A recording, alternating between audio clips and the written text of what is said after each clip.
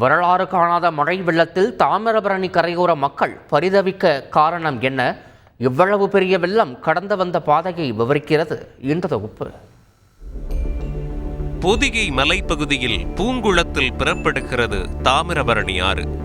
ஆற்றில் மணிமுத்தாறு, பாபநாசம், சேர்வலாறு அணைகள் கட்டப்பட்டுள்ளன. கிளை நதிகளாக இருக்கிறது ராமநதி, கடனா நதி. சேரன் மகாதேவி பகுதியில் இரு ஆறுகளும் தாமிரபரணியில் சங்கமிக்கிறது. பச்சையாறும் தாமிரபரணியோடு இணைந்து பயணிக்கிறது. மறுபுறம் தென்காசி மாவட்டம் குற்றாலம் மலைப்பகுதியில் உருவாகும் சிற்றாறு பாய்கிறது. அத்தோடு தூத்துக்குடி மாவட்டத்தை தாண்டி வரும் உப்போடை ஆறும் இணையும். தொடர்ச்சியாக பயணிக்கும் சிற்றாறும் வல்லநாடு தாமிரபரணியில் இணையும். இதன் தொடர்ச்சியாக கிழக்கு நோக்கி ஸ்ரீவைகுண்டம், ஏரல், ஆத்தூர் வழியாக பாயும் தாமிரபரணி புன்னை காயலில் வங்கக்கடலில் கலக்கிறது.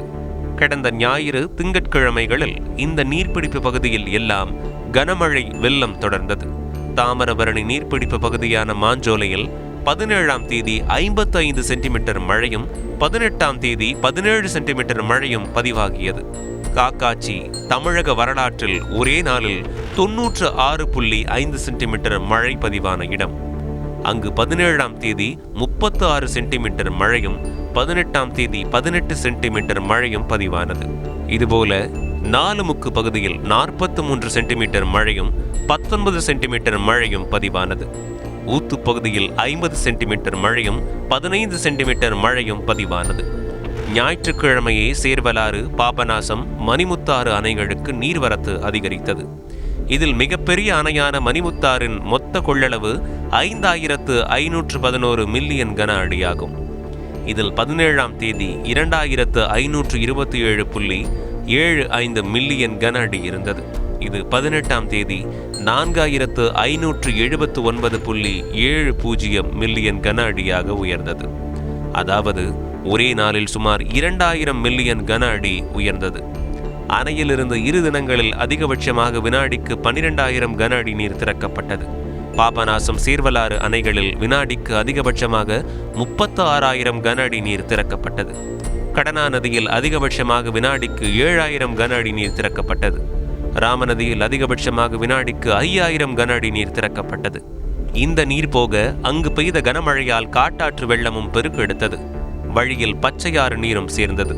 சிற்றாறு நீர்பிடிப்பு பகுதியான குண்டாறு பகுதியில் டிசம்பர் 17ஆம் தேதி 51 சென்டிமீட்டர் மழை பதிவானது.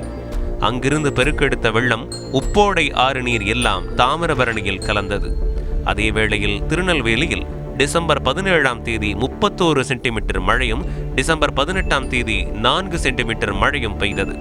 எல்லா பகுதிகளிலிருந்தும் நீர் பொங்கி வழிய தாமிரபரணியில் 1,00,000 கன அடிக்கும் அதிகமாக நீர் பெருக்கெடுத்தது. இந்த வெள்ள நீர் கிழக்கு நோக்கி பாய அதே வேளையில் அங்கும் மழை கொட்டியது. ஸ்ரீவைகுண்டத்தில் 17ஆம் தேதி 62.1 சென்டிமீட்டர் மழையும் 18ஆம் தேதி 17 சென்டிமீட்டர் மழையும் பதிவானது.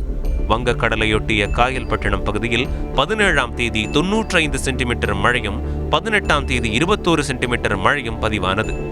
தாமிரபரணியில் வெள்ள நீர் வழிய கால்வாய்களை எல்லாம் உடைக்க மழை நீரும் சேர்ந்து ஸ்ரீவைகுண்டம், ஏரல், ஆத்தூர் உள்ளிட்ட பகுதிகளில் வெள்ளம் பெருக்கெடுத்தது. ஒட்டுமொத்தமாக பேரழிவை அப்பகுதியில் வெள்ளம் ஏற்படுத்தி சென்றிருக்கிறது. செய்திகளை உடனுக்குடன் தெரிந்து கொள்ள உடனே சப்ஸ்கிரைப் பண்ணுங்க.